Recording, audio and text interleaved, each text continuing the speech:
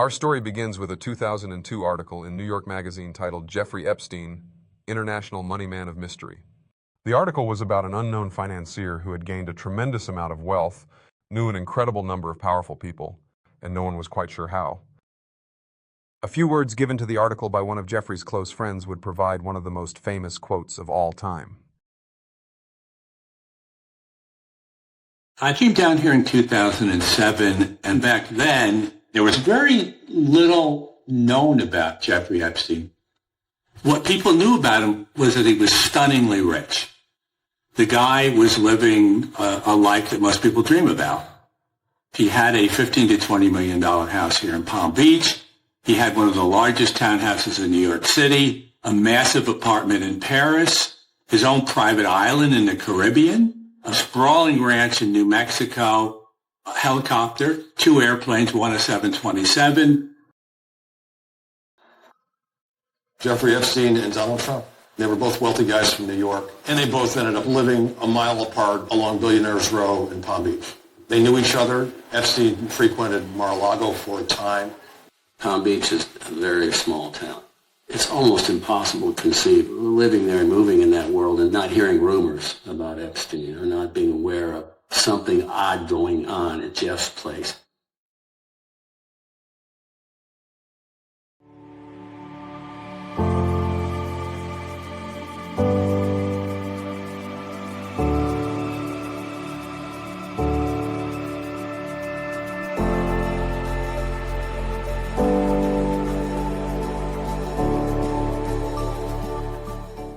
Bradley Edwards was a lawyer who represented many of Jeffrey Epstein's victims. In 2011, Edwards issued a subpoena to Donald Trump. Edwards wasn't looking to convict Trump. He knew they were friends and wanted only to gain any additional information that he could for his case against Jeffrey Epstein. Edwards had to justify the subpoena for the courts in a document called an undisputed statement of facts. In this document, Edwards listed the connections that Donald Trump and Jeffrey Epstein had at the time. They included the following. 1. During the raid, message pads confiscated from Epstein's home indicated that Donald Trump called Epstein's West Palm Beach mansion on several occasions. 2. Donald Trump was quoted in a 2002 New York Magazine article about Epstein as saying, "I've known Jeff for 15 years. Terrific guy. He's a lot of fun to be with. It is even said that he likes beautiful women as much as I do, and many of them are on the younger side. No doubt about it, Jeffrey enjoys his social life." 3. Mark Epstein, who was Jeffrey Epstein's brother, testified that Trump had flown on Epstein's plane with him.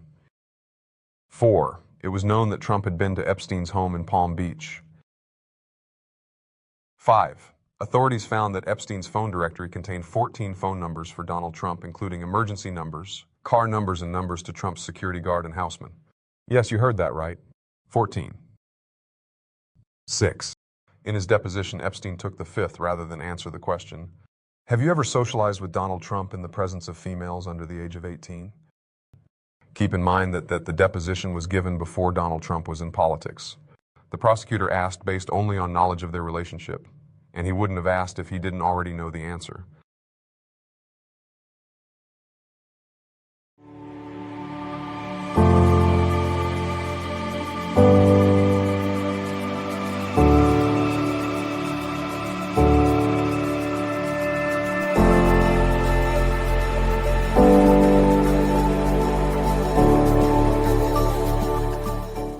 We learned about several of Donald Trump's connections to Jeffrey Epstein through attorney Brad Edwards' undisputed statement of facts.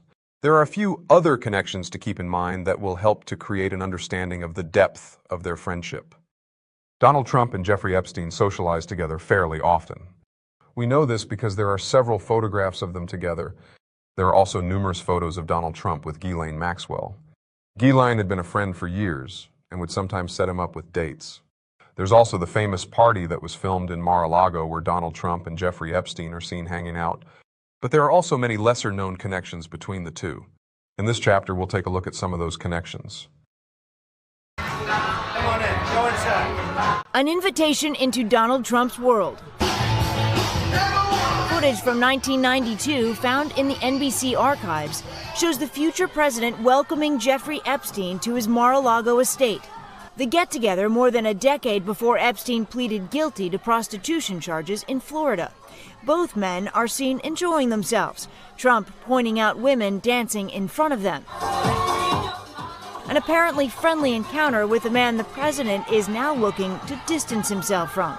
Speaking of Trump, he just took to social media to say that he was, quote, never on Epstein's plane or at his stupid island. Sounds like something a 4-year-old would say. I've never been on your stupid island, a stupid plane, stupid house. You're stupid. I was never on Epstein's plane or at his stupid island. Strong laws ought to be developed against AI. It will be a big and very dangerous problem in the future, end quote. Here is the problem I have with this, not the AI part, that was awful. I have a problem with what he said because only part of his denial may be true. There is no record of Donald Trump ever visiting Jeffrey Epstein's Caribbean island, Little St. James. That is clear. But there is plenty of hard evidence that he rode on Epstein's plane, and not just one time, 7 times, at least 7 times.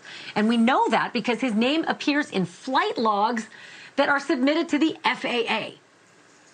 Here's what they reveal. Trump flew 4 times in 1993. He flew once in 1994 and again in 1995. Those are in addition to a flight that was previously reported and documented in 1997. All of the flights were between Palm Beach and New York City. And the logs show Epstein was on board the plane with Trump as well, each of those times. The 1994 flight is notable because Trump's then-wife Marla Maples is also listed on the flight log. And according to those logs, they decided to bring along their then-infant daughter, Tiffany Trump, as well as the family's nanny. They are all on the log. On the flight in 1995, the logs say that Trump also brought along his then 12-year-old son, Eric Trump. So, again, these are documents that are submitted to the FAA. These are not just claims made by someone in a deposition. So it is hard to sort of reconcile when the president says, I was never on that airplane. Over the weekend, Trump's Boeing 757 had mechanical issues that forced it to make an unscheduled stop on Friday. What? A Boeing had a mechanical issue? You could knock me over with a feather, which is also how you can pop out one of their doors. The Trump team scrambled to replace the broken plane with a rented Gulfstream G550. Nothing wrong with that, except something wrong with that, because it turns out it's Jeffrey Epstein's plane. Wow, Trump and Epstein, if that plane could talk, it would be found dead in its jail cell. Now, finding out... Keep it light. Now, finding out that they'd rented the plane of one of Trump's notorious pedophile buddies has thrown the Trump team into a full panic mode, which is why they released a statement claiming that the campaign had absolutely no idea the aircraft they rented was previously owned by Mr. Epstein.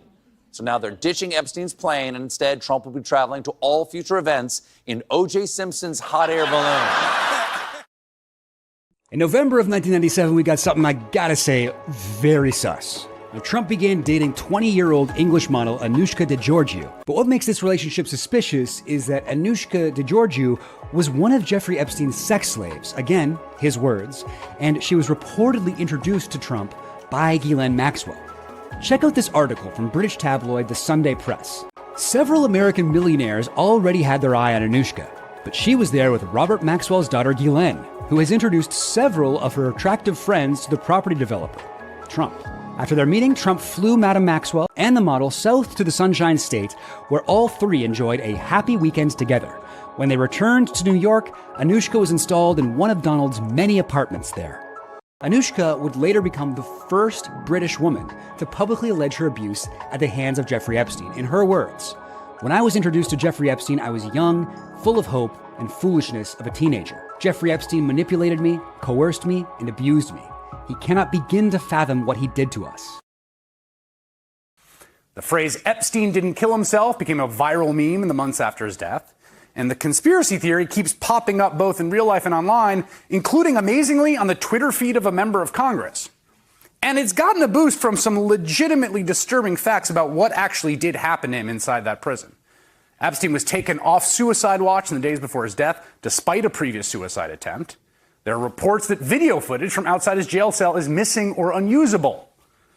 What I find particularly strange and remarkable about this conspiracy theory that he was murdered is that it has become a right-wing conspiracy theory, despite the conditions of Epstein's death. Remember, he was in a federal prison when he died, a prison that's run by the Justice Department, which is overseen by Attorney General William Barr, who answers to Donald Trump.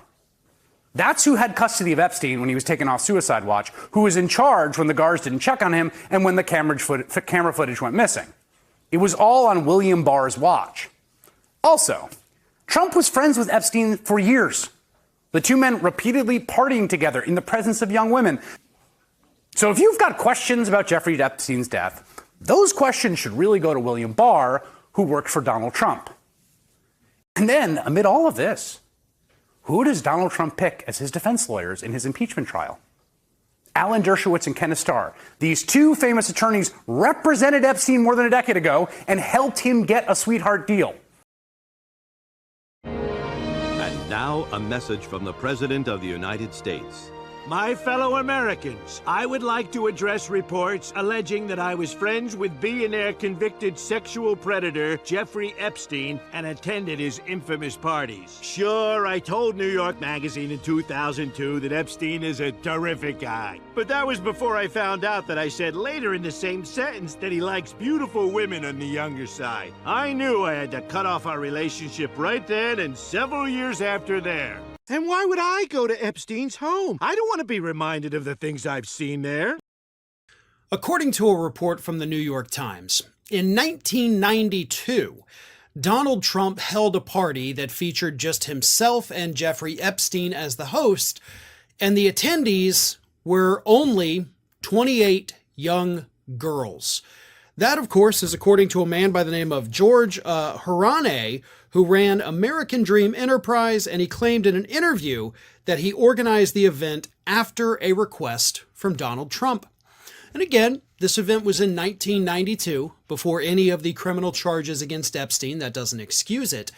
But Mr. Harane said, I arranged to have some contestants fly in. He had recently partnered with Donald Trump, for events and business deals.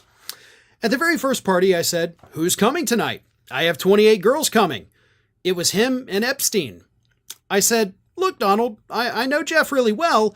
I can't have him going after younger girls, he said. Look, I'm putting my name on this. He wouldn't put my name on it and have a scandal, or I wouldn't put my name on it and have a scandal, Trump replied. So, even back then, Epstein's activities, we'll call them, were pretty well known. And this guy, Harane, who did know Epstein in, 15 years, is like, listen, putting him and you together in a room with 28 young girls is not a good idea, but they went forward with it anyway. Donald Trump, Jeffrey Epstein, and a room of 28 young women. But, Donald Trump was asked about Jeffrey Epstein, and when he was asked, he said, Jeffrey likes him young. Well, how did the president know that? How did he know that Jeffrey Epstein likes him young? Perhaps some people are saying he was there. In March of 2000, Maximum Golf magazine published an article about Trump by Michael Corcoran, mentioning that he flew on Trump's private jet with Trump and Ghislaine Maxwell. In 2019, the same reporter would say in an interview with the Daily Mail that he vividly remembered Maxwell, Epstein, and a young girl turning up late to board Trump's plane. Jeffrey Epstein, Ghislaine Maxwell, and the girl in question were late for the appointed takeoff time, which is why I remember it so well.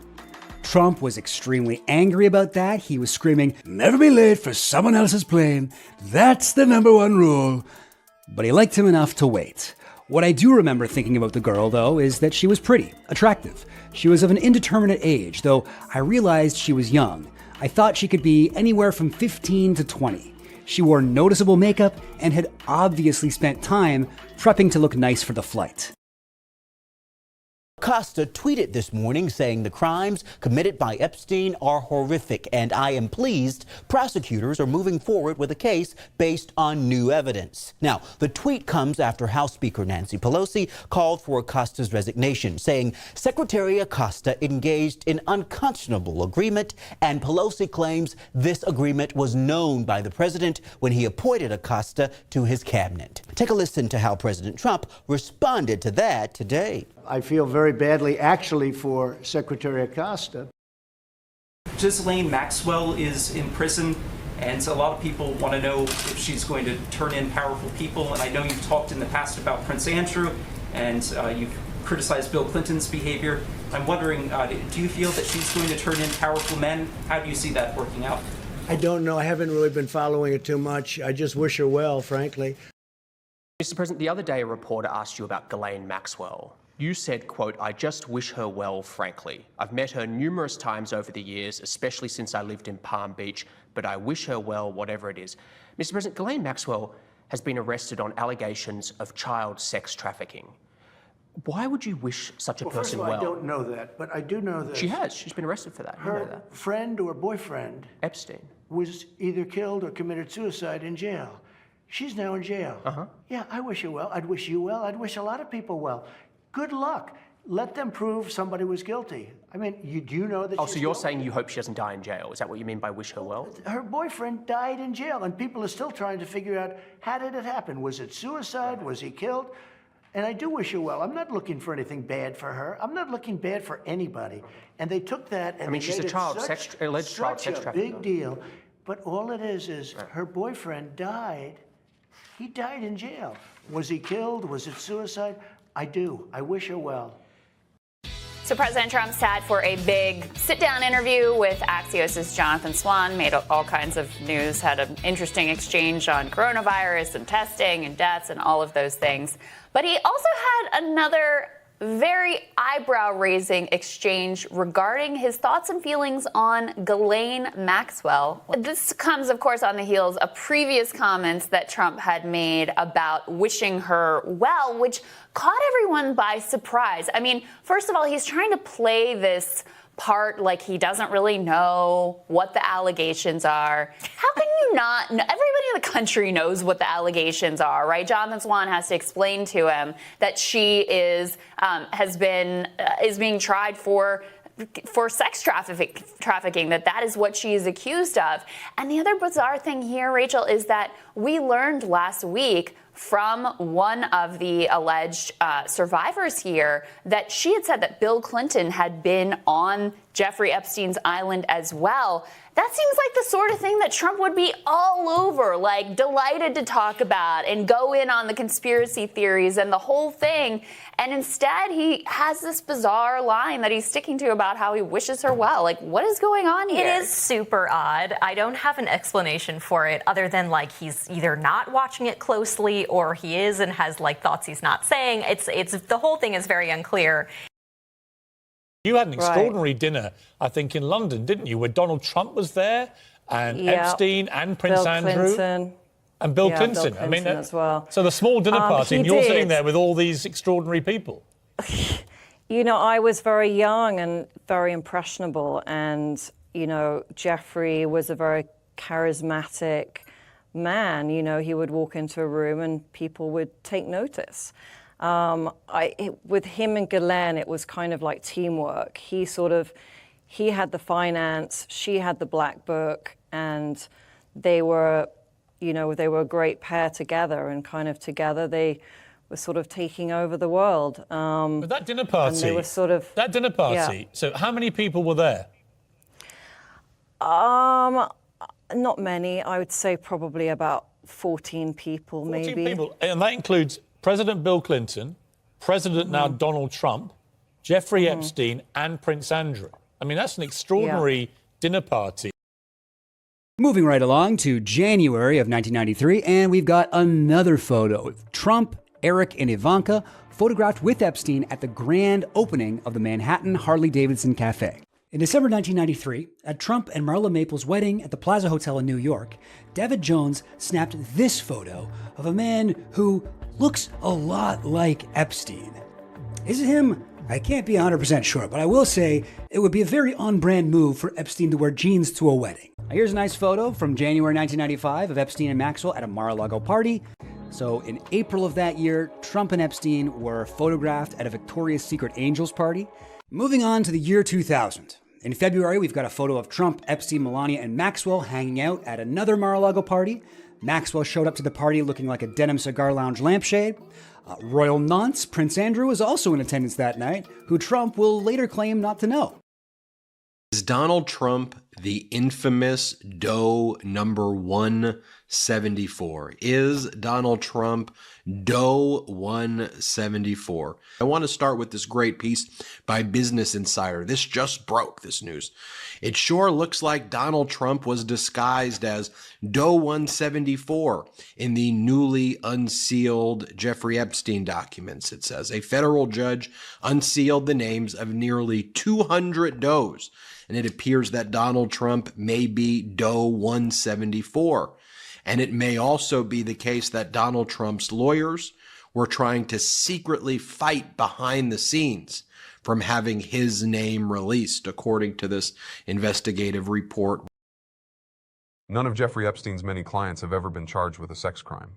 The only two people connected to the child sex trafficking ring to be criminally charged were the two people running it, Jeffrey Epstein and Ghislaine Maxwell. It is well known that Donald Trump was friends with both of them. There have only been 3 civil lawsuits filed by victims to Epstein clients. All 3 of the defendants were friends of Donald Trump. Virginia Giuffre sued Prince Andrew and settled out of court. Donald Trump has stated several times that he doesn't know Prince Andrew. There are multiple photos of them together, including a party at Mar-a-Lago. Virginia also sued Trump's friend and impeachment lawyer, Alan Dershowitz, describing in great detail on her sworn deposition about their multiple sexual encounters. 6 in all. She eventually dropped that lawsuit after Dershowitz filed a counterclaim. And finally, multi-billionaire Leon Black is currently being sued by an autistic victim of Epstein. The plaintiff, who is now in her late 30s, was born with mosaic Down syndrome and has a developmental age of around 12. Her description of Black's cruelty towards her is spine-chilling. Her lawsuit describes how Leon Black used sex toys on her so violently that it left her bleeding and begging Epstein and Maxwell to help her, which they refused to do. Ghislaine Maxwell threw her a towel. The woman's name is being withheld and is currently in the courts. Leon Black and Donald Trump were business associates who once traveled to Russia together in an effort to seek out new partnerships. Black is also friends with Ivanka Trump and Jared Kushner.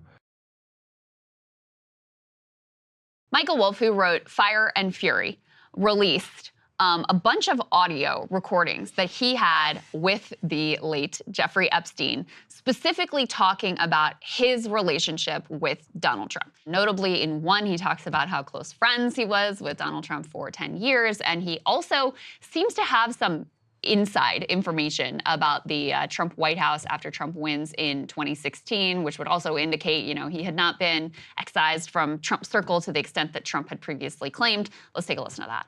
So how do you know this? That was close to straight. I have more than dozens. I probably have 100 hours of Epstein talking about the inner workings of the Trump White House and about his long-standing, deep relationship with Donald Trump.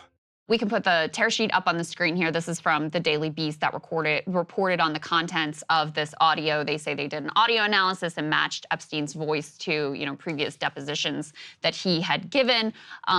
In addition to the comments we played, he also claimed lots of intimate knowledge of Trump's sexual preferences, including liking to cuck other married men, claimed that he had sex with Melania for the first time on the Lolita Express. Make of it whatever you will. I'll just say that, if this was about any Democrat, if it was about Bill Clinton, Joe Biden, whoever, you would endlessly hear about it from Republicans. And, Jeffrey Epstein, the king of global elite pedophilia, having a close relationship with Donald Trump, which again, some of this is already in the public, and they just completely ignore it, it says a lot about their consistency and their principle when it comes to this and literally anything else.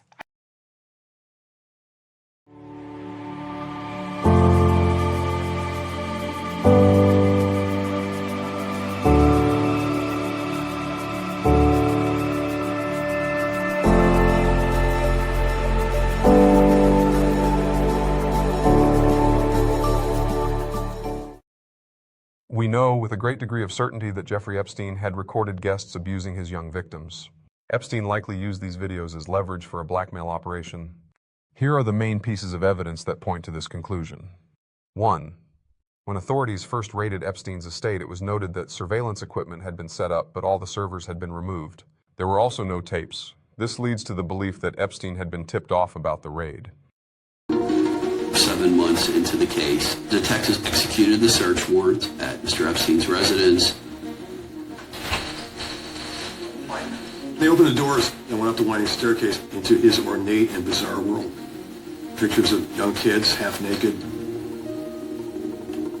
nudes everywhere. One of the police officers who saw it said that it was just really weird. Detectives also discovered a very bizarre steam room and massage room set up. They actually found some computers and equipment remain in the house, but police suspected most of Epstein's computer hard drives, surveillance cameras, and videos had already been taken out of the house. There was space on a desk where wires were hanging, but there was no computer. At that point, it was fairly clear to us that Mr. Epstein knew that he was under investigation. Epstein had been tipped off. 2. Ghislaine Maxwell told a 60 Minutes producer before the 2016 election that there were tapes, but she would never release them to benefit one side. Very interesting new notes. Former 60 Minutes producer Ira Rosen, he's written a new book with some new tell-all. So this is what we got over from the Daily Mail. Let's put this up there on the screen. So according to Ira Rosen, again, this is according to Ira Rosen, who is a former 60 Minutes producer, he was told by Ghislaine Maxwell that Jeffrey Epstein did have tapes of Donald Trump and the Clintons, but she was tricked after she was tricked, but that she refused to help locate them because she wanted Hillary to win. It is interesting to me, though, how these things get zero attention, zero coverage whatsoever. Yeah, no one really buried. talks about it at all. Yeah, it just disappears into the ether, even as you have, relatively credible people who were in a position to at least speak to Ghislaine Maxwell, putting out this information in a new book. 3. In an interview, Jeffrey Epstein's brother Mark revealed that Jeffrey told him before the 2016 election that if he released what he had on Trump and Clinton, they would have to cancel the election. Do you believe, obviously Jeffrey, your brother, had relationships, friendships with many, many of the most rich, famous, powerful people in the world. Do you believe that, let's take this theory to a conclusion here. Do you think that one of those people who may have had a vested interest in shutting him up and not talking about what he knew about them potentially may have played a part in his death? Yes, that's what I think happened. And then you have to question, out of the rich and powerful people he knew, who would have the ability to pull something like this off? That's another question. Who would have the ability to plant somebody in there, if that's the way it was done? Who would have the ability to have the Justice Department come up with this, pardon the language, this bullshit report? In the Justice Department report, it just says that it was declared dead by the pathologist. But that's not true. It was declared undetermined by the pathologist that did the actual report. With us now, Jeffrey Epstein's brother, Mark. Nice to talk to you, sir. We appreciate the time. There are so many unanswered questions here. If you and your suspicions are correct that something else other than suicide happened to your brother, there was a reason for it. And I'm wondering, we know so much or so little, whatever you want to say, about his death. What's being covered up about his life, and who would want him dead and why? Well, he had dirt on people. He told me, it's been out there that in 2016, he said he had dirt on the then presidential candidates. 4. Epstein victim Sarah Ransoam stated that she had heard about the tapes from other victims. She initially stated that she had actually seen the tapes, but then retracted that statement, noting that she had just heard about them. She alleges that surveillance cameras were hidden throughout his various properties. There are videos that exist. The people that know they exist I'm sure are very frightened of them being released. So how do you know then that Epstein had cameras on the island? It's no secret that everything was recorded. Multiple victims have come forward confirming my account, along with others. 5. James B. Stewart is a reporter with the New York Times. This is an excerpt from his August 2018 interview with Jeffrey Epstein. On August 16, 2018, I visited Jeffrey Epstein at his cavernous Manhattan mansion. The overriding impression I took away from our roughly 90-minute conversation was that Mr. Epstein knew an astonishing number of rich, famous, and powerful people and had photos to prove it. He also claimed to know a great deal about these people, some of it potentially damaging or embarrassing, including details about their supposed sexual proclivities and recreational drug use. And lastly, Maria Farmer was a resident artist and part-time property manager for Jeffrey Epstein. She talks in this interview about being given a tour by Epstein of the upstairs area of the mansion. This is the area where all of his surveillance equipment was set up, peeking in on every room in the house, including the bathrooms. One day I said to Jeffrey, "What goes on in this house? Like, why are you always upstairs?" And he said, "I'll show you." And so he took me up there in the elevator, and he showed me all of Ghislaine's quarters. She had her own suite in the house. Oh, she had a whole floor. Ultimately, Farmer says, Epstein led her to his bathroom. And there was a marble, altar thing over here, and he said that's where he gets his massages. Epstein told her the whole house was wired with pinhole cameras and took her into the media room where they were monitored. I looked on the cameras, and I saw toilet, toilet, bed, bed, toilet, bed. I'm like, I am never going to use the restroom here, and I'm never going to sleep here. Was there videotape? Oh, yeah, it was all video, all the time, yeah. And I asked him one time, "What do you do with this?" And he said, "I keep it. I keep everything in my safe."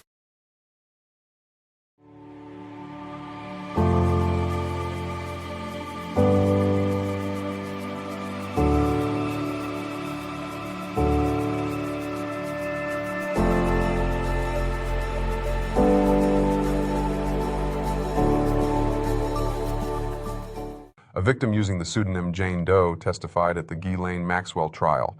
Jane was one of the first victims that Epstein and Maxwell had groomed. Jane suffered unimaginable physical and psychological trauma at the hands of her abusers. During the trial, she testified under oath about the time that Jeffrey Epstein took her to meet Donald Trump when she was 14 years old. Neither in court, or previously when she gave her sworn deposition, did the defense attorney or the prosecutor ask her what happened next.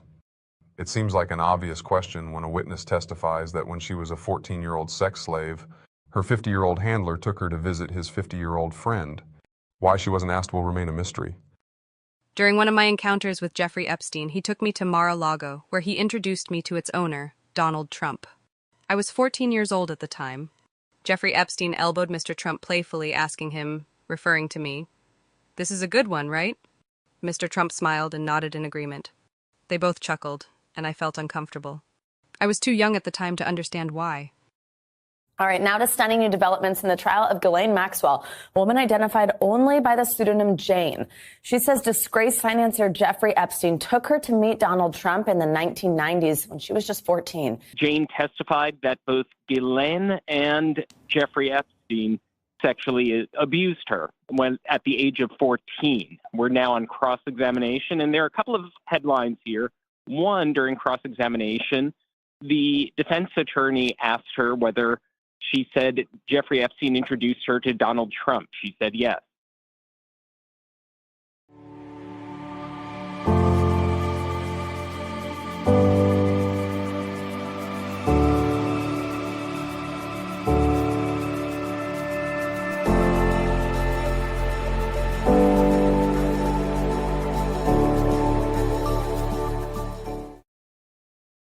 Virginia G. Euphray, formerly Roberts, is the most famous of Jeffrey Epstein's victims. Virginia was actually recruited by Ghislaine Maxwell from Mar-a-Lago, where Virginia, then in her teens, was working as a towel girl. I was recruited at a very young age from Mar-a-Lago and entrapped in a world that I didn't understand, and I've been fighting that very world to this day, and I won't stop fighting. I will never be silenced until these people are brought to justice.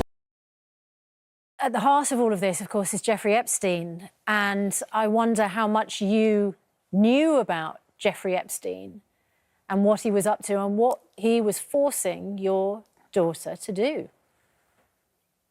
Yeah, I had no idea about that either. Like I say, when I worked for Trump, you know, and I got Virginia a job there in the spa at Mar-a-Lago, and then she was only there a couple weeks. It was very nice to have her there with me because we could have lunch together and, you know, talk, and it was great. It was a good time. And then when Miss Maxwell had recruited her to Jeffrey Epstein, you know, she was excited about it because they were going to teach her massage therapy. The reason Virginia became famous is because in 2021 she filed a lawsuit against Prince Andrew under New York's Child Victims Act. Virginia alleged that she was forced to have several sexual encounters with Prince Andrew in the early 2000s at the age of 17. Prince Andrew settled out of court in 2022. Virginia's deposition was released to the public as part of the Epstein documents dump. In her sworn deposition, it was noted by defenders of Donald Trump that when asked whether she had ever seen Donald Trump at any Epstein properties participating in sex acts with minors, she stated the following. I don't think Donald Trump participated in anything. That would have to be another assumption. I never saw or witnessed Donald Trump participate in those acts. But was he in the house of Jeffrey Epstein? I've heard he has been. But I haven't seen it myself, so I don't know. When this statement went public, the Trump supporters went wild and posted throughout social media how President Trump had been exonerated. The truth was that Virginia was only one of what is estimated to be hundreds of victims. Her never seeing Donald Trump at an Epstein property doesn't really mean anything. However, the one short sentence that Trump defenders focus away from is what she said after she supposedly exonerated him. I've heard he has been. It's a pretty hard statement to miss. I've heard he has been. So, to summarize, Virginia never saw Donald Trump, but she swore under oath in a deposition that other victims had seen him.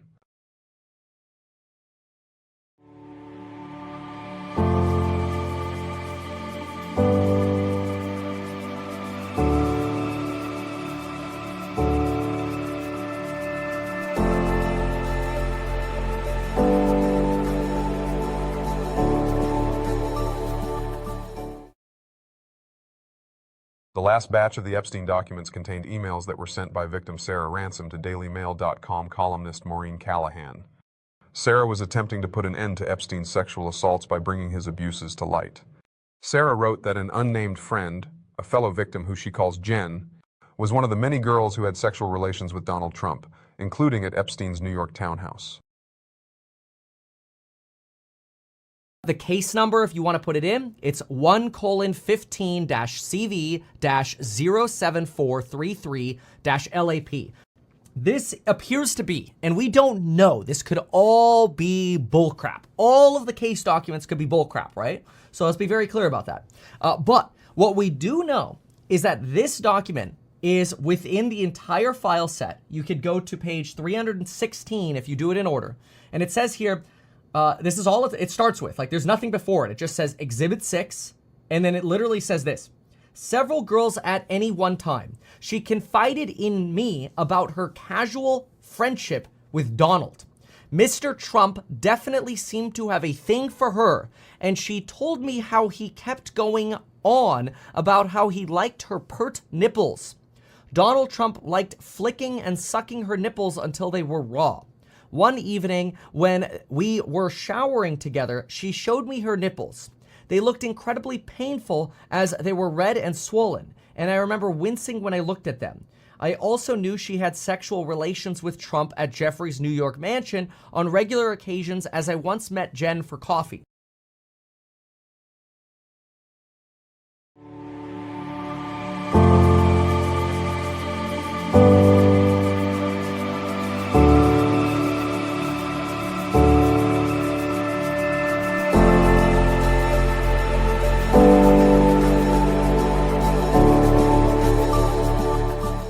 Maria Farmer had a complicated relationship with Jeffrey Epstein and Ghislaine Maxwell. Maria was originally hired to be a resident artist. Epstein had seen one of her paintings and loved her work. Epstein and Maxwell were introduced to Maria's younger sister Annie, who was 16 at the time. She caught their eye, and the grooming process began. Epstein and Maxwell promised to put Annie through school. But, as is always the case after weeks of filling her head with dreams and promises, the abuses with Annie began. Even though Maria was in her mid-20s, Epstein and Maxwell ultimately sexually assaulted her as well. Feeling sick and betrayed, Maria was the first person to file a complaint against Epstein to the FBI. Unfortunately, her words fell on deaf ears. She tried several times, reporting them to the authorities to no avail. So, this FBI agent, who sounds like he just walked off a television series, Nesbitt, she said, we want to get to the bottom of this. Did she mean it? Did she succeed in that? No. So all these years, she did mean it. She had little girls and she really wanted it to happen, and she cried to me, and she was not an actress. This woman had dedicated her life to this case. She couldn't believe what we'd been through. I need to tell you that while this was happening, Alan Dershowitz hired in the private sector the former FBI director of the United States to find dirt on us. They found one girl that had like weed in high school. You know, I mean, are you kidding? That's what the now that's the man, Louis Freeh is his name, Freeh. That man is the man that was head of the FBI when I made my very specific report outlining everyone I named in the beginning of the program. And I told them why I was naming them. And so for about 14 years now, Jim Hill of ABC News has been trying to get my FOIA request met. He was only able to get the second one, heavily redacted, but Nesbitt wanted to solve it. But this year, I saw where she signed off on the agreement. And now no one can find her. Like Brad Edwards, okay? He's a hero attorney. I'm not kidding you. He's the reason this whole thing happened. If it weren't for Brad Edwards and Virginia Roberts, David Boies and me, those people wouldn't have gone to jail. As well as being a resident artist, Maria would also occasionally manage one of Epstein's properties. In this interview, Maria talks about managing a property one evening when Donald Trump walked in and mistook her for his date. It was when I started working for Epstein, and it was 9 o'clock at night. And he's looking at me, and I'm like, oh, gross. You know, this guy's so gross. Anyway, he's just glaring at my legs. Like, yum. I told my sister, I felt like I was his dinner or his lunch, you know? Yeah. The way he was looking at me. So he assumed I was there for him. And this is how I know. Epstein walks up to him and he goes, no, she's not here for you. And they were smirking, and Epstein whispered something. He goes, go in there. And so Trump at 9 o'clock at night goes in the other room. If there's someone in there for him. Right. I don't know who. But Epstein said, no, she's not here for you.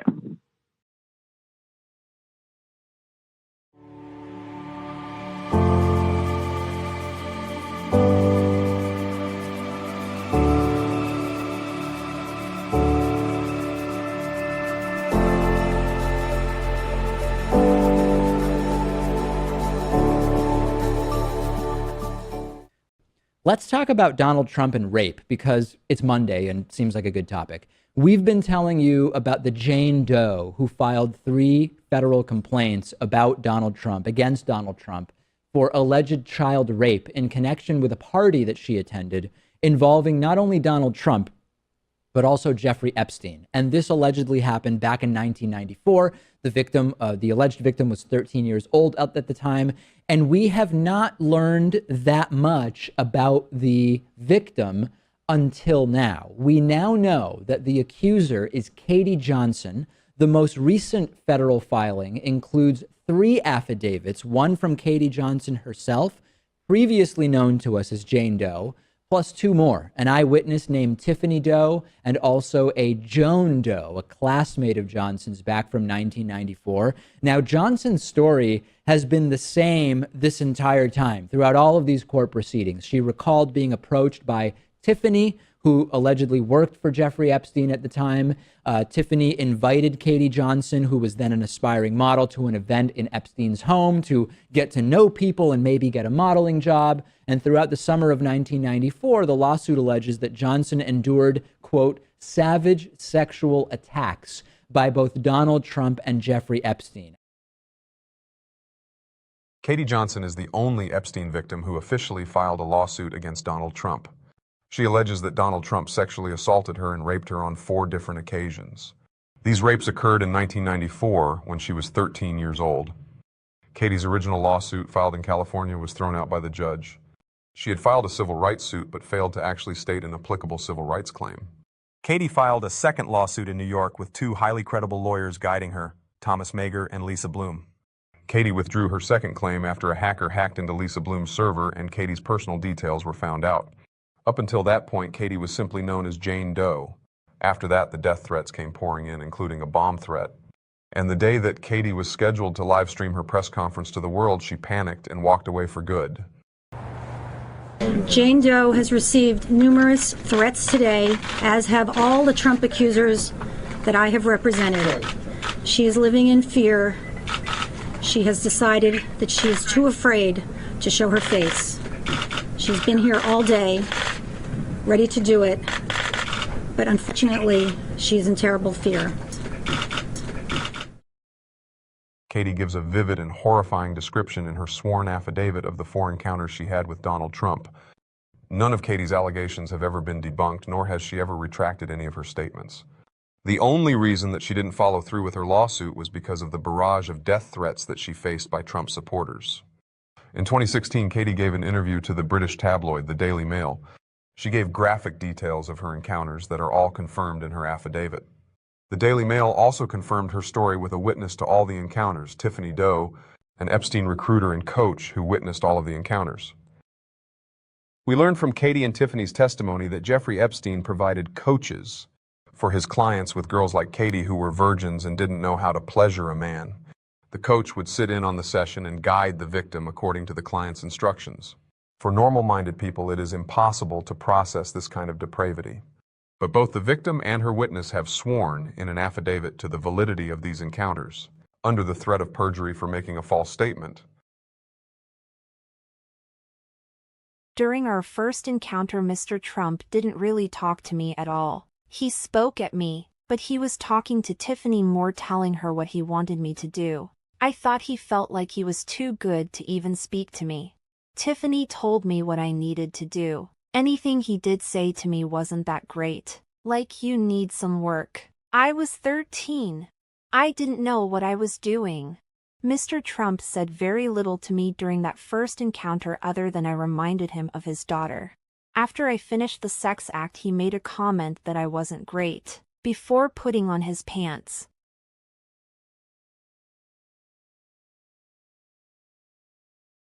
During our second encounter, I felt very intimidated. Mr. Trump made a comment that I wasn't doing it right, that I needed to take classes. He continued to let me do it. He didn't tell me to stop. He said something to Tiffany a couple of times, like tell her to go faster.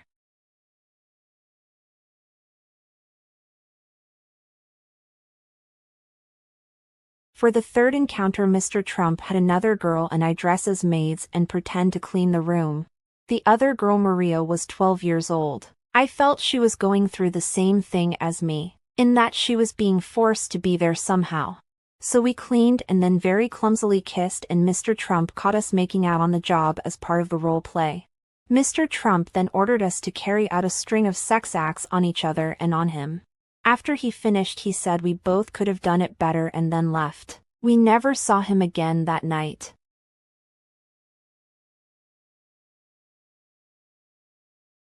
Tiffany phoned me and told me my next encounter would be another role play.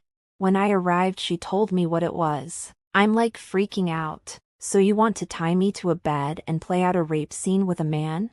She told me that's what Mr. Trump wanted. I made sure that Tiffany stayed in the room. Mr. Trump had agreed reluctantly to allow her.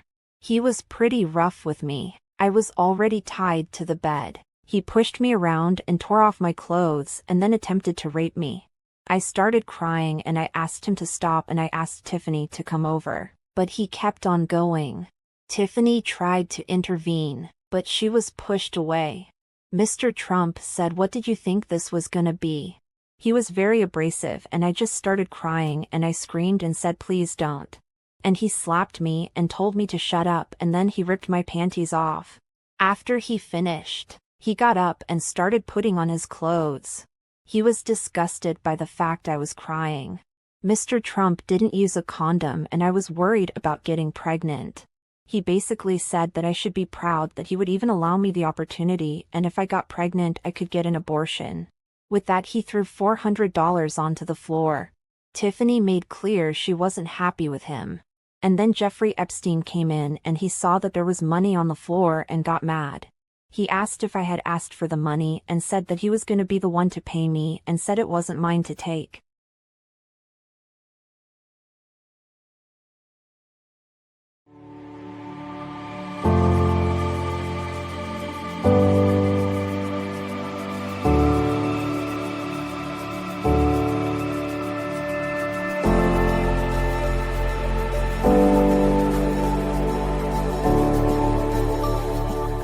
Hideous death threats are a common weapon used by sexual predators.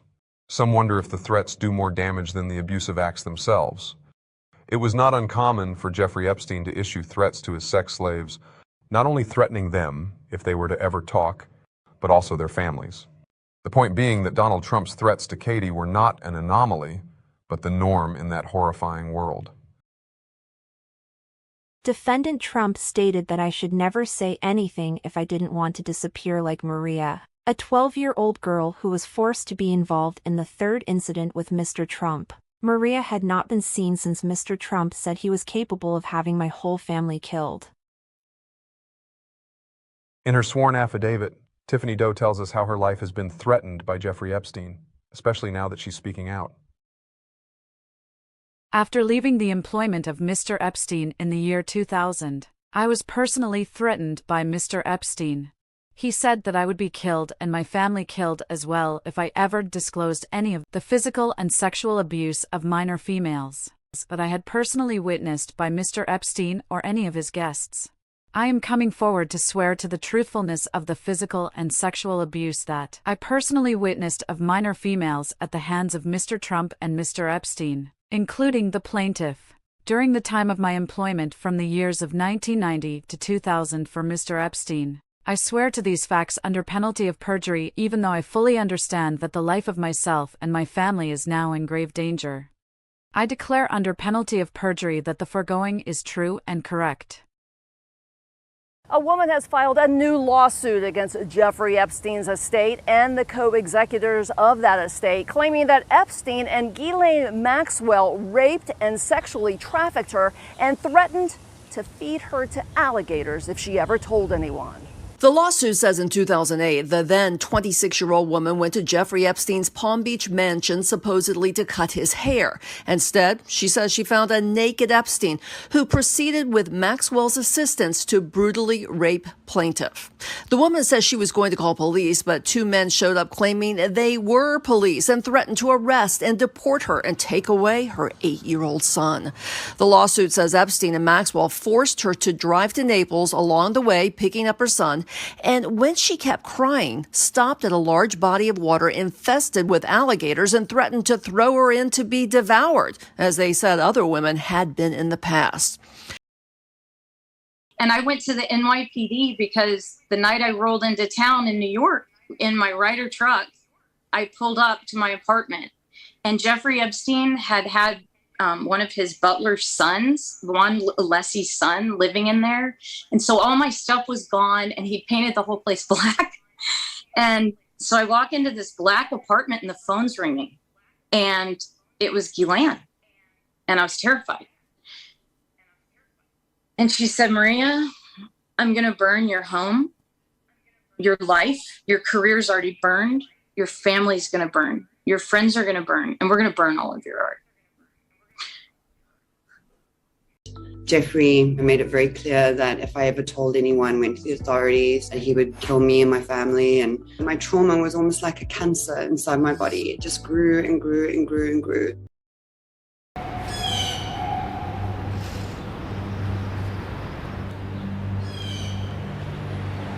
It's crazy how people just walk by like it's any other building. No one notices.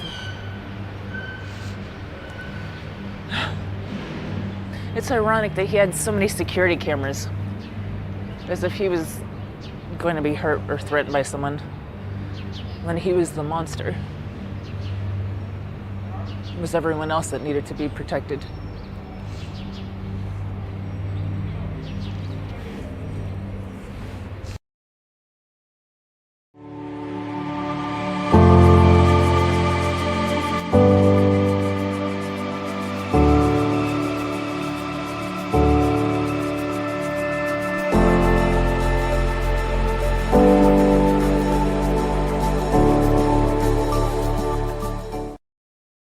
President Trump, his family, and the Trump Organization is suing two of his longtime banks to prevent them from complying with demands from Congress for Trump records. U.S. President Donald Trump is threatening to sue top congressional Democrats Nancy Pelosi and Adam Schiff.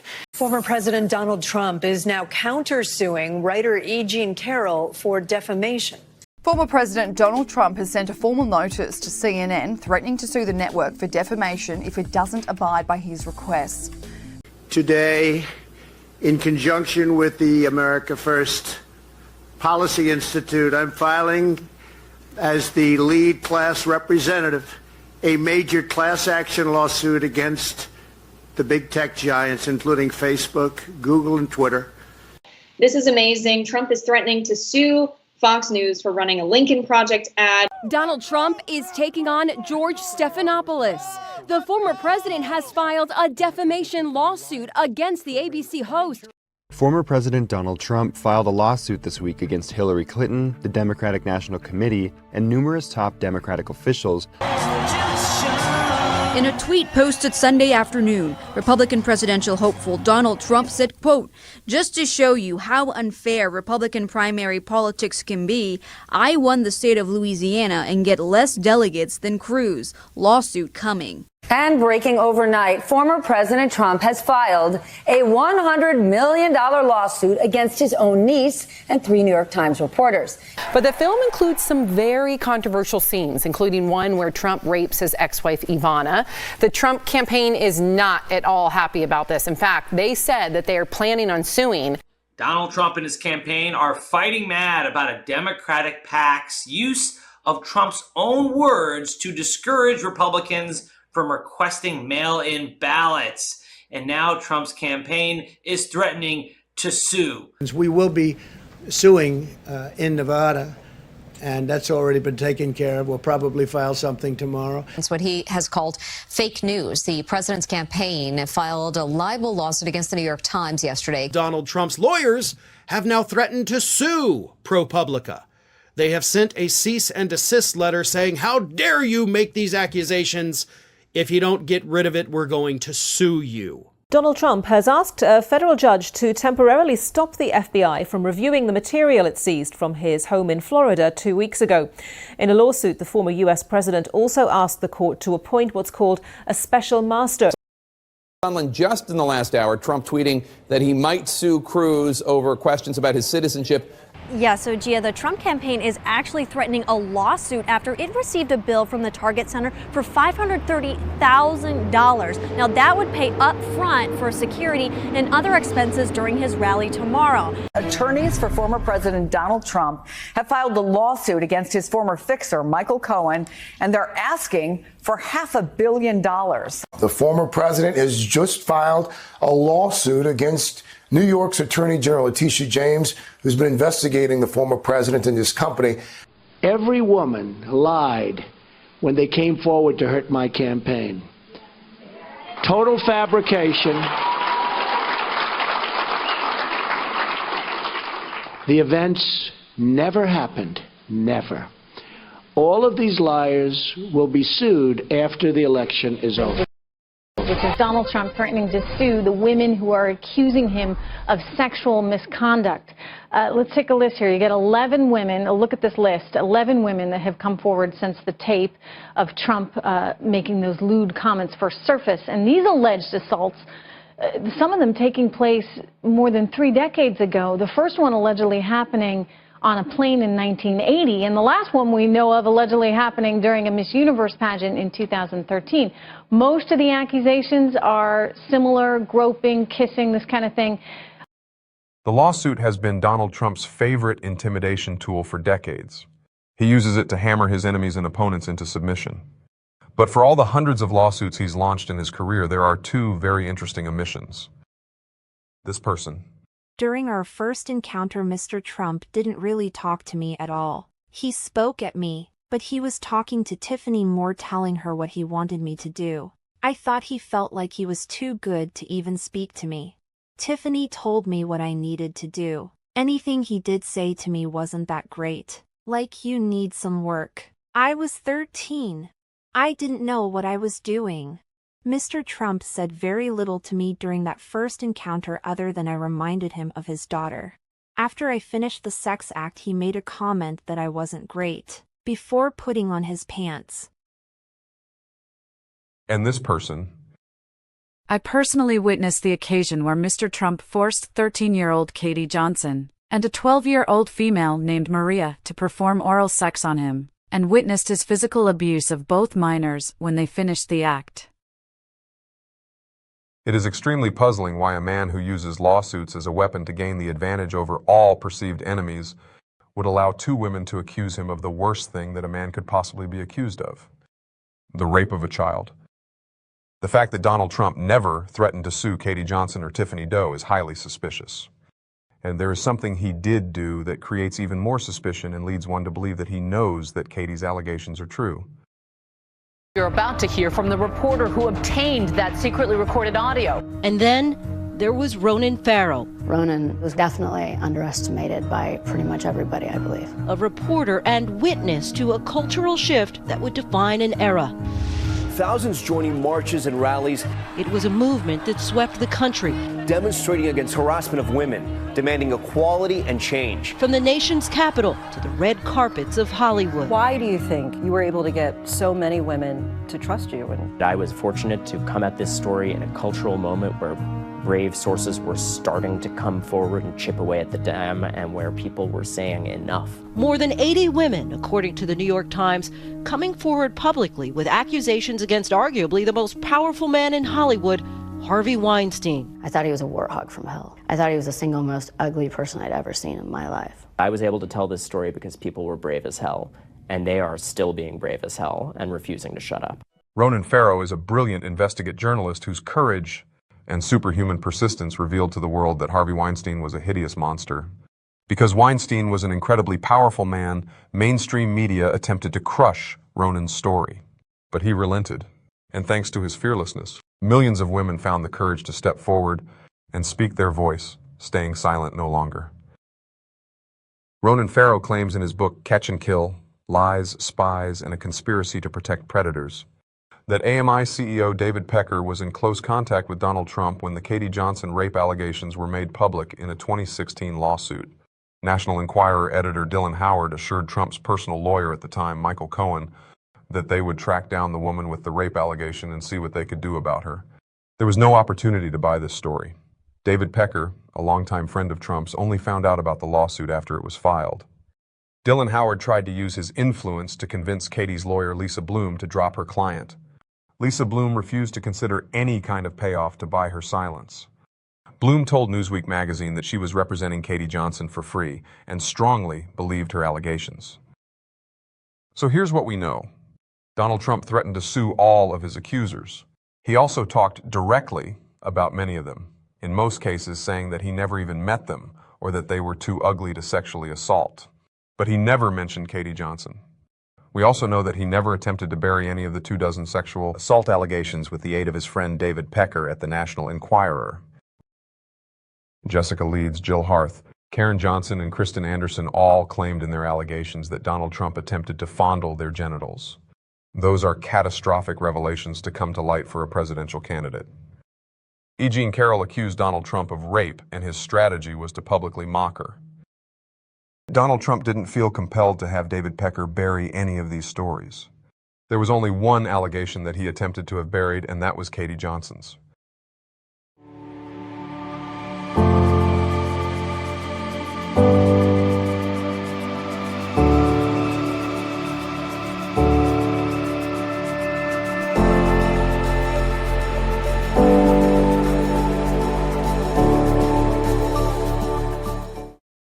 Since Donald Trump began his run in politics, his past with Jeffrey Epstein and Ghislaine Maxwell has always followed him. Trump's rabid followers will tell you that Trump and Epstein were never friends. They ran across each other at a few parties, and that was it. The more passionate ones believe that Trump was actually working undercover for the FBI in order to help take down Epstein. One thing that all of Trump's followers agree on is that victim Katie Johnson and her witness Tiffany Doe are lying. Here are some of the defenses that MAGA world has created for Donald Trump. 1. Many note that Katie Johnson's first lawsuit filed in California was thrown out on technical grounds. She had filed a civil rights suit, but failed to actually state an applicable civil rights claim. This is true, but Katie filed a second lawsuit in New York with 2 highly qualified lawyers guiding her. The case was never thrown out of court. Katie removed herself from the lawsuit because of the incredible number of death threats being issued to her by Trump's supporters. 2. Many of Trump defenders talk about Katie's relationship with a shady Jerry Springer producer named Norm Lubow. Lubow saw an opportunity to cash in on Katie's pain and made plans to move forward with a lawsuit of his own. A respected lawyer named Thomas Maher moved in and offered to represent Katie. He had read her account and believed her words. Maher made it clear that Katie's former association with Norm Lubow should not taint her allegations in any way. He firmly believed in her. Renowned lawyer Lisa Bloom also joined the team. Lisa was representing several other Epstein victims at the time. Some Trump supporters actually believe that Katie Johnson is a fictitious character created by Norm Lubow. 3. Victim's lawyer Brad Edwards exonerated Trump. In an interview during the Trump presidency, victim's lawyer Bradley Edwards was interviewed by a right-wing podcaster. The video of this interview went somewhat viral in MAGA world. Edwards recounted how Donald Trump was the only person to comply with a subpoena and was very helpful. The only thing that I can say about President Trump is that he is the only person who, in 2009, when I served a lot of subpoenas on a lot of people, or at least gave notice to some pretty connected people that I wanted to talk to them, he is the only person who picked up the phone and said, "Let's just talk. I'll give you as much time as you want. I'll tell you what you need to know," and was very helpful in the information that he gave, and gave no indication whatsoever that he was involved in anything untoward whatsoever, but had good information that checked out and that helped us, and that we didn't have to take a deposition of him. That was in 2009? That was in 2009. MAGA somehow translates this conversation into Trump being innocent of any abuses with Epstein's victims. And gave no indication whatsoever that he was involved. Think about that statement for a moment. And gave no indication whatsoever that he was involved. Mr. Trump gave no indication whatsoever that he was involved. So according to his supporters, Donald Trump is innocent because he didn't confess to Bradley Edwards during their phone call that he had sex with minors. 4. Trump defenders say that the statements by Katie Johnson have all been debunked. There is no truth to this. Katie's words were stated under oath and she has never retracted them. The only reason that Katie withdrew from her lawsuit was because of the barrage of death threats she was being subjected to. Just before her scheduled press conference, a hacker had hacked into Lisa Bloom's server and issued a warning that the press conference would not be taking place. Up until that point, there were a massive number of death threats and even a bomb threat. The hacker claimed to be the famous hacker Anonymous, but shortly after the real Anonymous posted from Twitter that it wasn't them. 5. Trump supporters will tell you that Katie Johnson admitted she was lying about being raped by Donald Trump. This belief comes from a headline posted by the British right-wing tabloid The Daily Mail. Exclusive.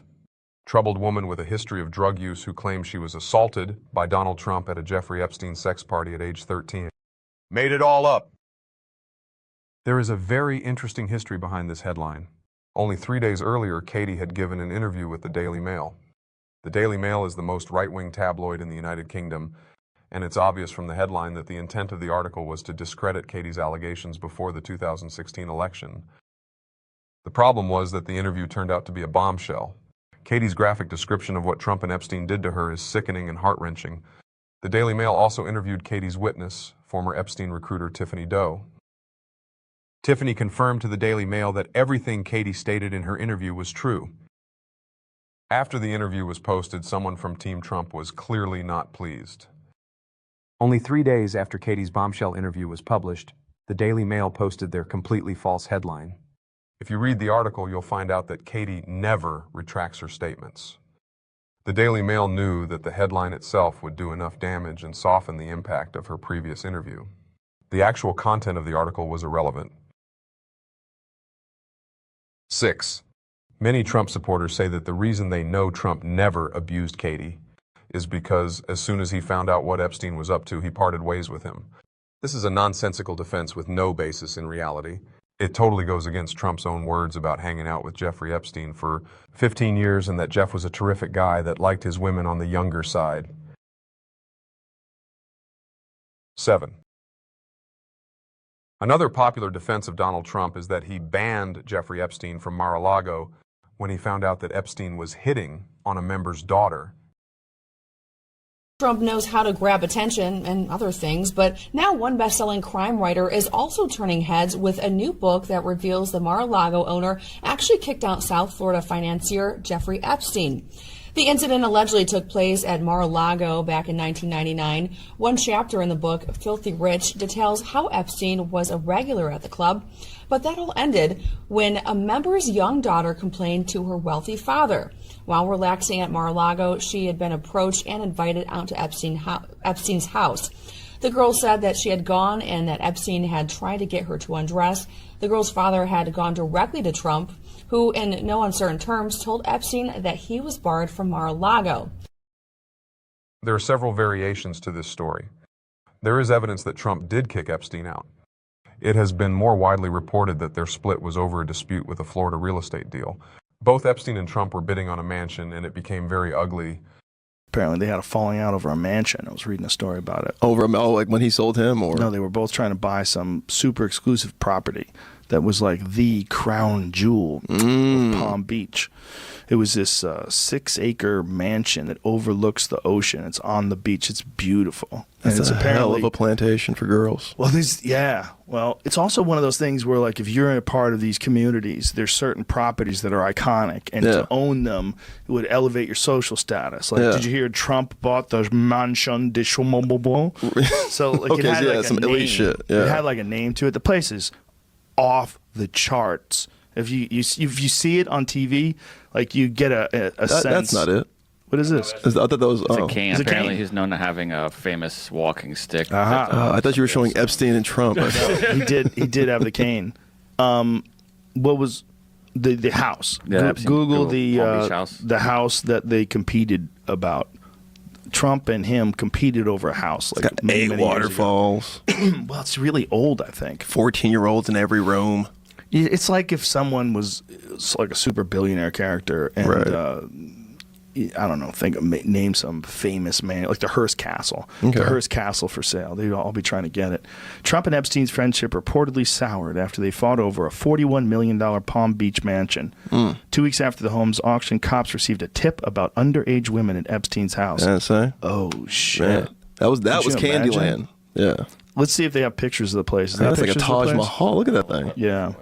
That's it. Yeah. That thing's gorgeous. Dude, it's dope as fuck. The images are insane. That's it right there. Click on that. Look at that place. So you get it. They're fighting over who's got the biggest dick on Palm Beach. If you own that motherfucker, you bought that place, like, you're king baller. Everybody wants to have the party at your house. Whether you believe the split was due to Epstein hitting on a girl or it happened because of a real estate deal gone bad, one thing that is known is that the split between the two happened in 2007. They had been friends since 1987, so the split happened 20 years into their relationship. So this talking point of Trump kicking Epstein out of Mar-a-Lago is not really evidence of anything. No one really cares why the two pedophiles stopped becoming friends. What people do want to know is what happened during those 20 years when they hung out together. 8. Katie Johnson and Tiffany Doe are lying on their sworn affidavit. Many of his supporters defend Donald Trump by saying that Katie Johnson was lying on her sworn affidavit. There's no evidence to prove this, of course. They just blindly state it and move on. There are 2 facts to consider about this baseless claim. 1, if either of her lawyers suspect that Katie is lying, they have a legal obligation to withdraw. If during the course of your pretrial testimony in your lawyer's office, your lawyer believes and recognizes that what you are saying is in fact a lie, no matter how small it is, no matter how big it is, in all likelihood, the attorney is going to withdraw as your attorney. Now, why would he do that?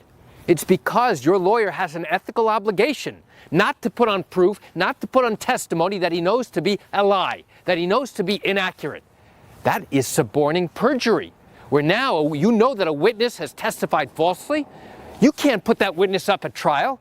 You cannot have that witness testify, because if you do, now you are going ahead and knowingly putting a witness on the stand who's going to be testifying about something that is false and inaccurate. And doing that, the attorney can get in a lot of trouble. The attorney can be sanctioned. The attorney can be fined. There's a possibility the attorney could lose his license to practice law. 2.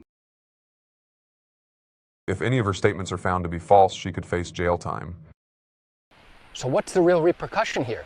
The real repercussion for lying is that you could have thrown your entire case out the window because the jury no longer believes you. That's the first repercussion. What's the second?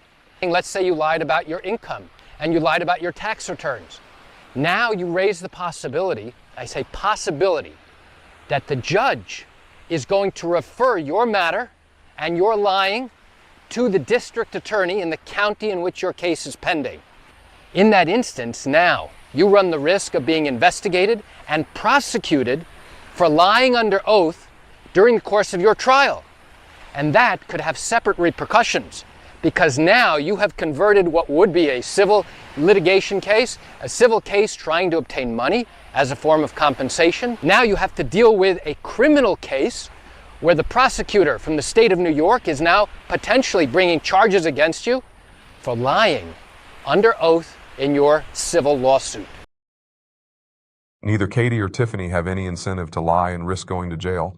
The only people who lie under oath are usually those who face a greater risk by telling the truth. 9. Donald Trump would never rape a child. He's leading the fight against child sex trafficking.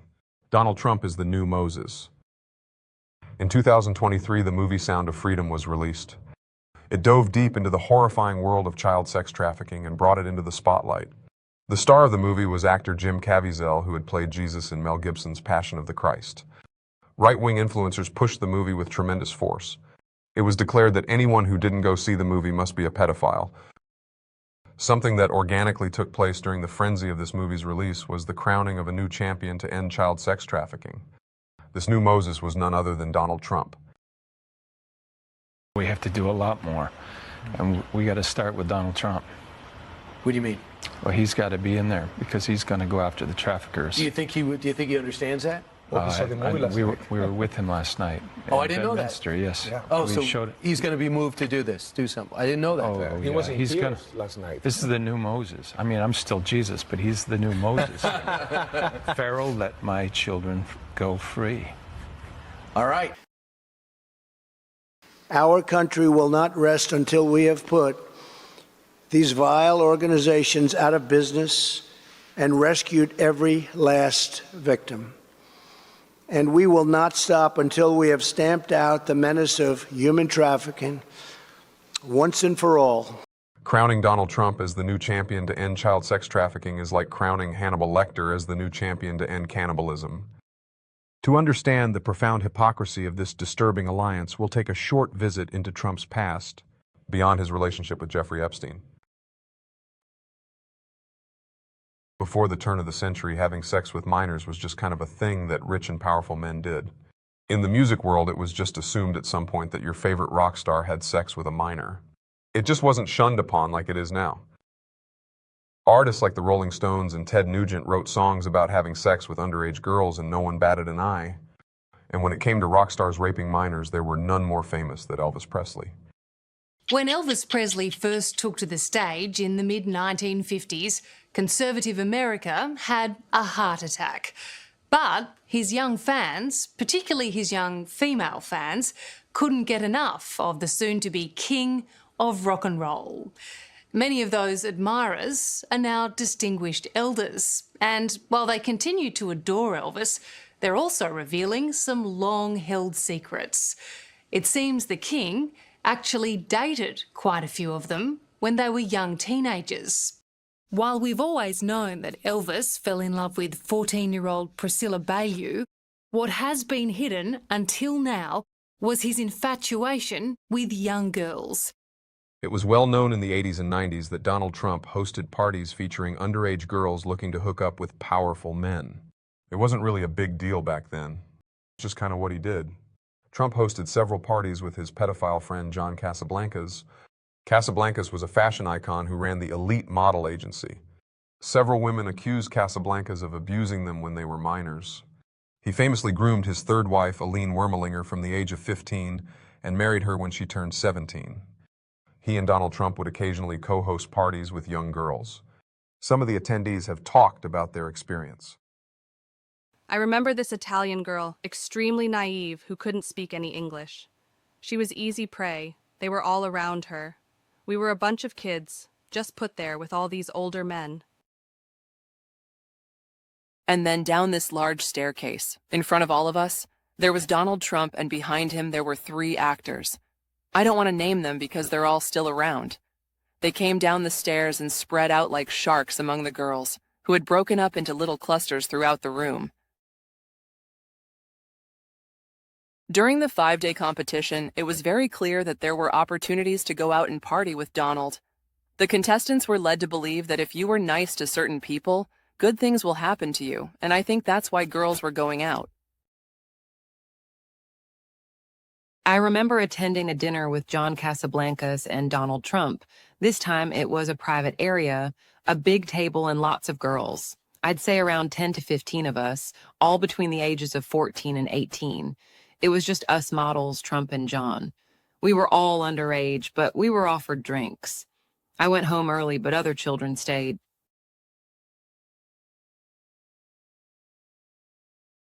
Donald Trump also hosted legendary parties at the Plaza Hotel in the 80s and 90s in New York City. These parties were full of young models looking to connect with older, powerful men. Andy Lucchese was a friend of Trump's who was a male model and would recruit young girls for the Plaza Hotel parties. Lucchese told the Daily Beast, "It's fair to say that I was a recruiter for the parties. As for the parties themselves, there was cocaine around. Donald Trump did not do cocaine.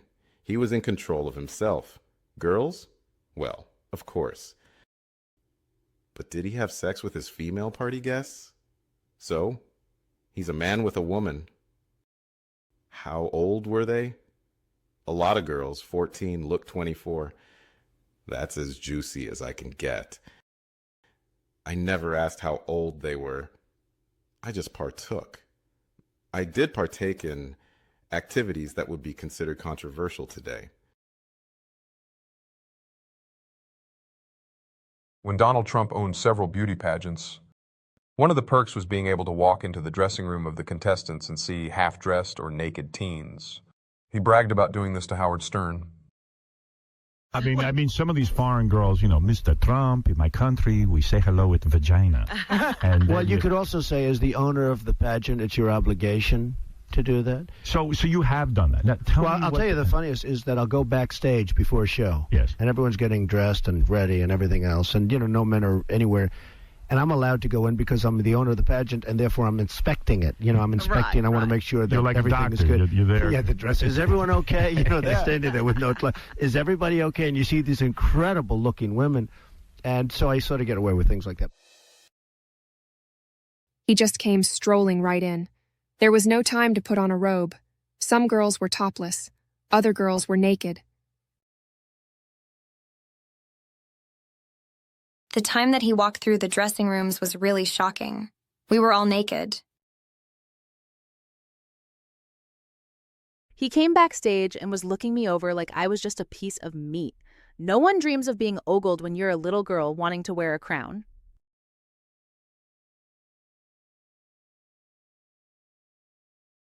It was certainly the most inappropriate time to meet us all for the first time. The youngest girl was 15, and I was the eldest at 19.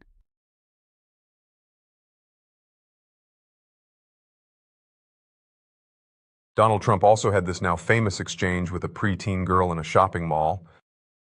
In the wake of questions and allegations about Donald Trump's behavior towards women, ET discovered this footage in our archive, which we provided to CBS News. Soon. Thursday night. You're going up the escalator? I'm going to be dating her in 10 years. Can you believe it?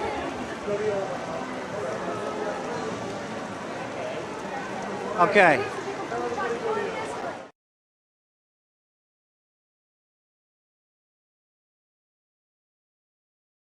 Before we end this segment, let's check in on the new Moses to see what he's up to.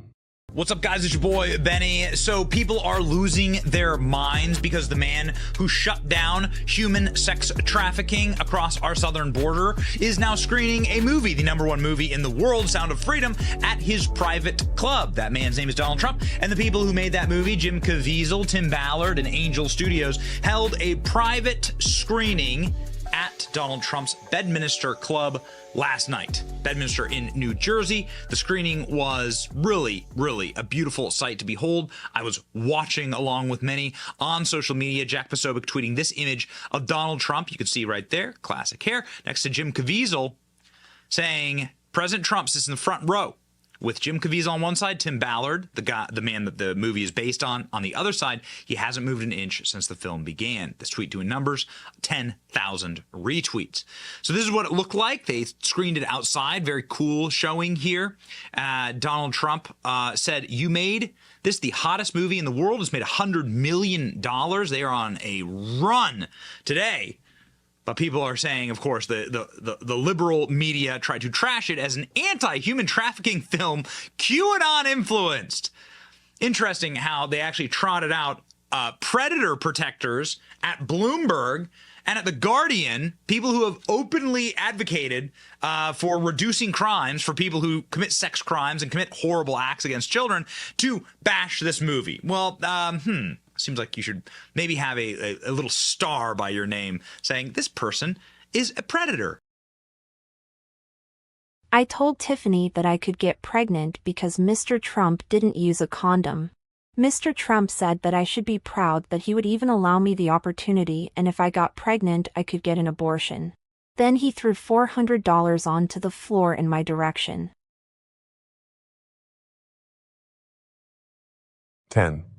Donald Trump never went to Epstein's island. There is a popular belief that most, if not all, of Epstein's abuses occurred on his island. The truth is that Jeffrey Epstein had properties all over the world, and only a small fraction of the abuses took place on his island. All the references we have to Trump's abuses through Maria Farmer, Jane Doe, Virginia G. Frey, Sarah Ransom, Katie Johnson, and Tiffany Doe all took place on Epstein estates in Florida and New York. 11. If Donald Trump was guilty of having sex with minors, he would be in prison. There are no Epstein clients who have ever even been charged with a crime. There have been 3 civil cases against clients, and that's it. Virginia G. Frey sued Prince Andrew and settled out of court. She also sued Alan Dershowitz after giving vivid descriptions of their sessions in her deposition. After Alan Dershowitz countersued her, Virginia withdrew her lawsuit, stating that she may have made a mistake of who the man was she had sex with 6 times. An Epstein victim whose name is being withheld is currently suing multi-billionaire Leon Black. Her description of his abuse, as well as the abuses of Epstein and Maxwell, is horrifying. 12. Donald Trump didn't rape any girls. He was the one who helped the FBI take down Epstein. This is another nonsensical defense that is based on zero evidence. Most Trump supporters who actually believe this are probably referring to the subpoena Trump was issued by victim's lawyer Brad Edwards. As we covered earlier, Trump phoned Edwards to comply with the subpoena and managed not to implicate himself. That's all he did. The person who took down Jeffrey Epstein was Miami Herald reporter Julie K. Brown. Julie was appalled when she read about the sweetheart deal Epstein had received in Florida. She channeled her outrage and wrote an investigative series on Epstein that won her a Pulitzer Prize. It also led to the resignation of Alex Acosta, the Trump administration's Secretary of Labor, who had overseen Epstein's sweetheart deal that even allowed him to work from home. Before Julie's reporting, no one had ever heard of Jeffrey Epstein except his victims and his clients. 13. Katie Johnson doesn't exist. The most outrageous defense of Donald Trump is that Katie Johnson never existed.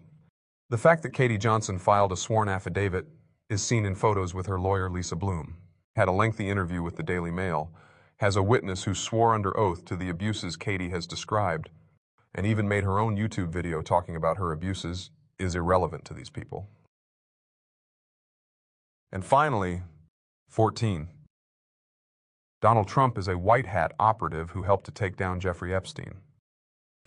Now we are calling for a great reawakening of nations. I intend to address some of the very serious threats before us today, but also the enormous potential waiting to be unleashed. We live in a time of extraordinary opportunity. A white hat hacker, also known as an ethical hacker, is a cybersecurity professional who uses their skills to identify vulnerabilities in networks. There is a group of people who I'll call QAnon-leaning that believe Donald Trump was a white hat operative who pretended to be a pedophile in order to hack into Jeffrey Epstein's inner circle to help take him down. I wish I was kidding. You can see some of the many tweets referring to this undercover operation. Donald Trump will occasionally wear a white MAGA hat at his rallies. He knows that wearing the white hat will send many of his followers into a tiz. Whenever Trump wears a white MAGA hat, deeply disturbed people post about how he's sending them a secret message. Meanwhile, Trump, always recognizing the potential of a good grift, is now selling white MAGA hats from his online store.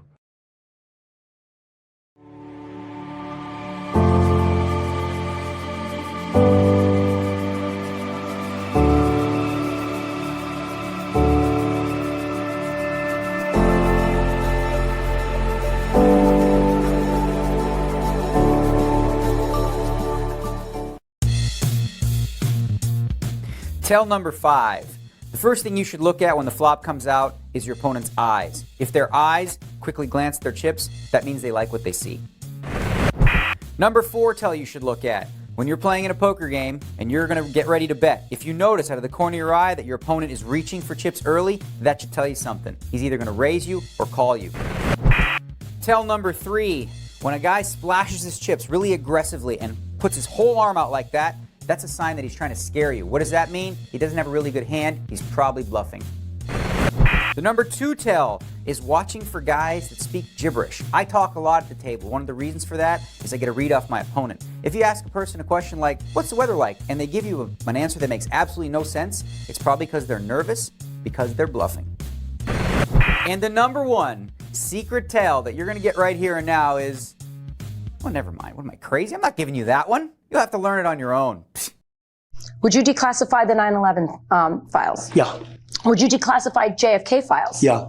I did a lot of it. Would you declassify the Epstein files? Yeah, I would. All right. I guess I would. I think that less so because, you don't know.